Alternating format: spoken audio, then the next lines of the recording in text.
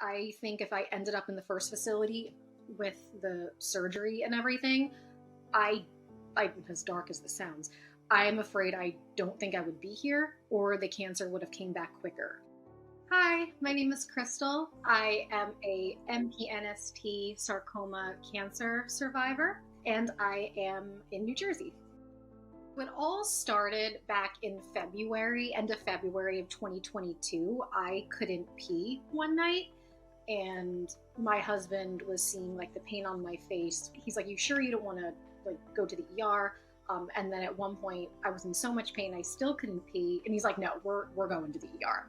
So we go to the ER. I get a room right away, and they drained 800 milliliters of urine from my bladder using a catheter.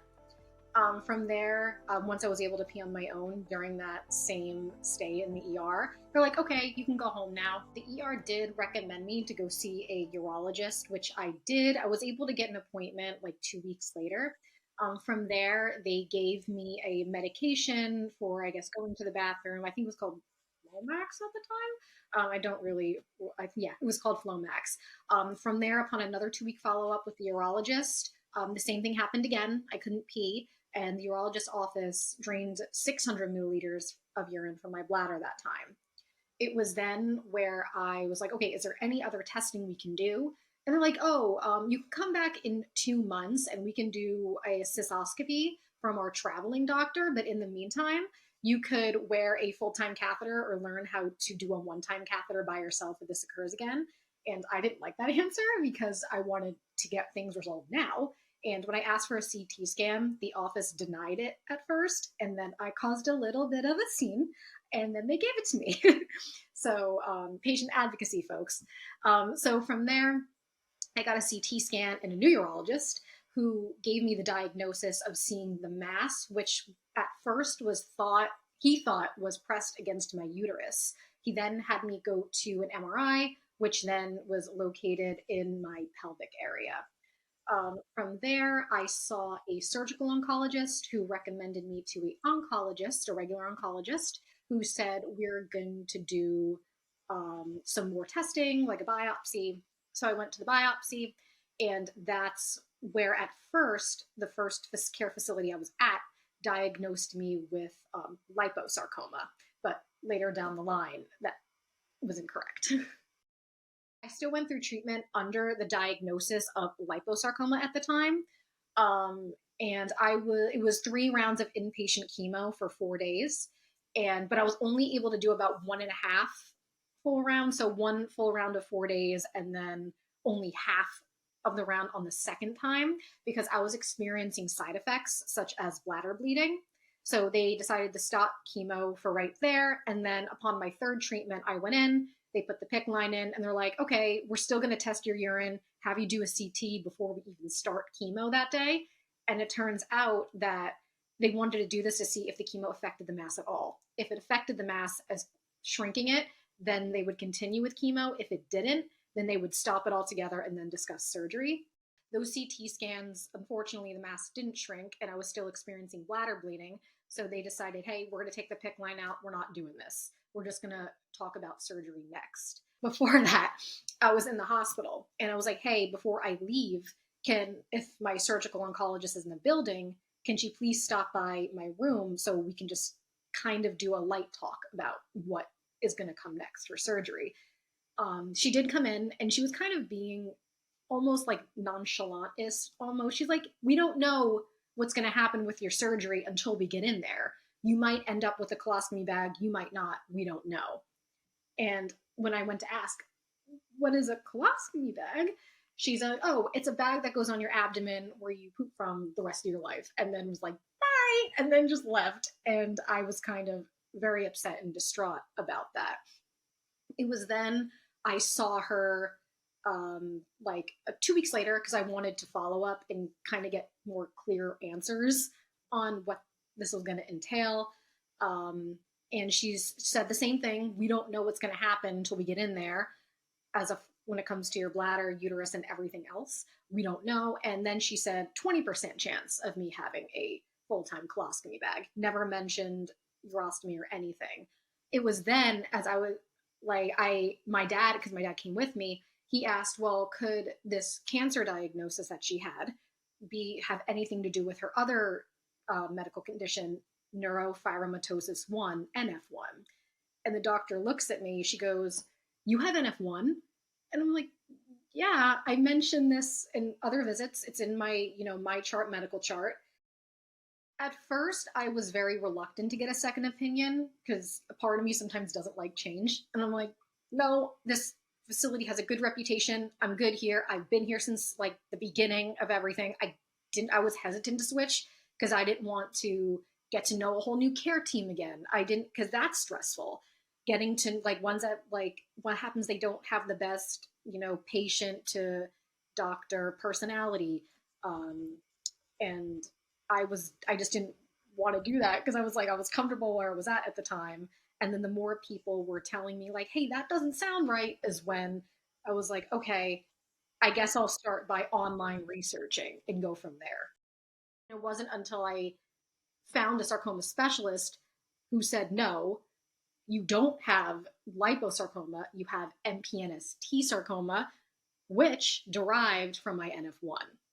So that's how that diagnosis came, because I gave my new sarcoma specialist like all of the medical testing I went through. He reviewed it with his team. He was like, no, you got misdiagnosed. You have MPNST sarcoma, not liposarcoma. It was terrifying to me because, as I was told, a lot of people don't know until like there's a mass there. It doesn't really give any type of sign. It was more like even getting told I had cancer because my mom passed from cancer when she was 40. It wasn't my type. It was Hodgkin's disease lymphoma. And for me hearing this, it was like, oh my God, what's going to happen to me when I have this rare cancer? It was very terrifying. And that was kind of, I remember just crying in the doctor's office as well because of it. I had to go on a hunt basically because what matters to me is not only if you're a sarcoma specialist, what's like your reviews like. So I scoured the internet. I basically researched myself about the sarcoma specialist because I had people pushing me, like, my work family and like other friends and even family being like, you should really look into a sarcoma specialist who knows this cancer. You don't want to go to a regular oncologist. So I searched the internet basically, and there was one at a cancer facility, but it was difficult because I look at star ratings, I look at reviews. I want to go to someone who has a good reputation and who really knows about this cancer in a way. I was stressed, especially searching for the doctor, but one thing I try not to do is WebMD myself online because that can put more of a stressor on me. And I didn't, my whole thing is I wanted to think about my diagnosis, my cancer, and everything else when I was in testing, talking to doctors. I didn't really want to think of it outside because I didn't want it to almost take over my life, if that makes sense. I only wanted to think about it when I had to. So I tried to limit my online researching as much as I can. The most important thing is make sure you hold on or download a copy of all your test results. 2 weeks after I sent everything in, I was able to get an appointment. And that's when he told me I was misdiagnosed with liposarcoma and actually had MPNST sarcoma. And it was there. He's just like looking on how complex everything is and where your mass is located. He then told me, yeah, you're going to end up with a permanent colostomy, urostomy, rectum removal, bladder removal.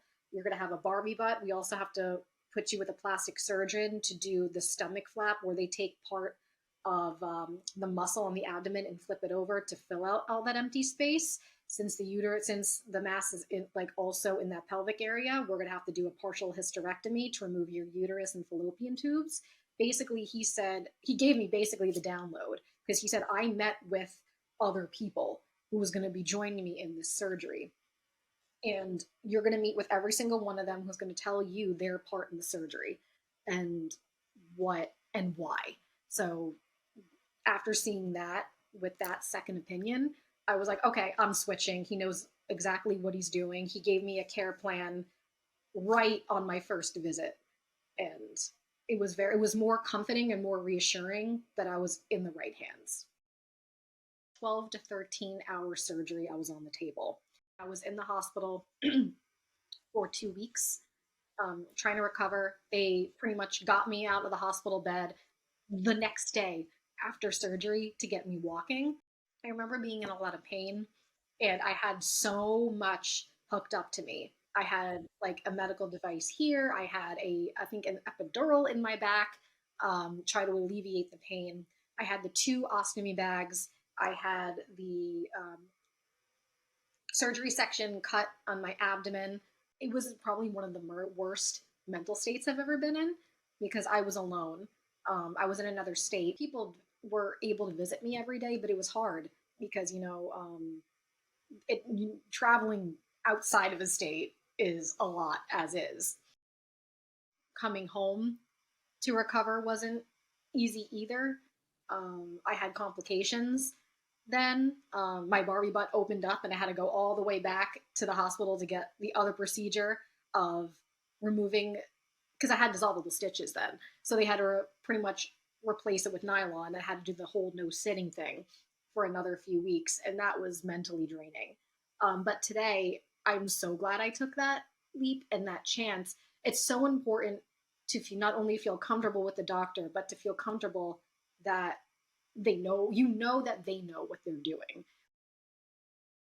It wasn't easy in the beginning, because sometimes with like ostomies, it can take like a few weeks in order for your stoma size to get to their normal size because it can swell during surgery from what I was told by doctors and everything. And in the beginning, it was hard. With my urostomy, I was at least leaking and having bag leaks almost every day, if not every other day. And I feel like there was also like a lack in preparation for that because, sometimes the hospital lets you go and be like, okay, here are bags, bye. Being under the stress of still recovering, because it took me a long time to recover, plus learning how to do with 2 bags and bag changes was really stressful. And once again, social media saved the day is where I learned to call different companies to get samples and look at YouTube tutorials on how to do a bag change. And then it wasn't until I was directed to an ostomy nurse who really helped me pick the products that were right for me as well. But life is normal with my 2 ostomy bags. I get to do everything I love to do still, go to concerts, go on the beach, go on vacation. So I'm just very thankful I'm capable of doing normal every day-to-day things as well. I'm still kind of having trouble with it because, the cancer is so rare. And then, I did look at Reddit forums and I try to join Facebook groups, but sometimes, especially the Facebook groups, sometimes can be, I don't want to say depressing, but can be more stressful about that, if that kind of makes sense, because you want to be hopeful and you want to be finding that support of like, hey, you can fight this, you can work through this. But then sometimes, which does happen, other people maybe not having the best outcomes they're posting on there. And while you're trying to recover, sometimes seeing that can put you in, I guess, kind of like another not great mental health type of way, if that makes sense. It was hard trying to find more in-person ones in my area. It's sometimes really hard to stick up for yourself, especially if you're someone who's non-confrontational. I used to be like that, but when it comes to your health, I feel like you can't, that's something you have to maybe force yourself to be confrontational about. And if something doesn't feel right, please speak up and don't wait till the last minute. Ask questions even if you think they're dumb. It's the only way you're going to learn and feel more comfortable with the care you're getting. And second opinions are not harmful, I feel like. Even if it's very small, the worst comes to worst, your second opinion you don't like, and you go back to your first care facility, and then that's done. Second, like everyone's going to have everyone's going to have their own opinions on how they're going to approach treatment. But let's say the second doctor's like, I would approach it the same way you're getting at your first care facility. Like every doctor handles something their own way, and it doesn't hurt. getting a second opinion, really. It's just going to see how their treatment is going to be different from your first, or it can be exactly the same. It's just something ease of mind in a way.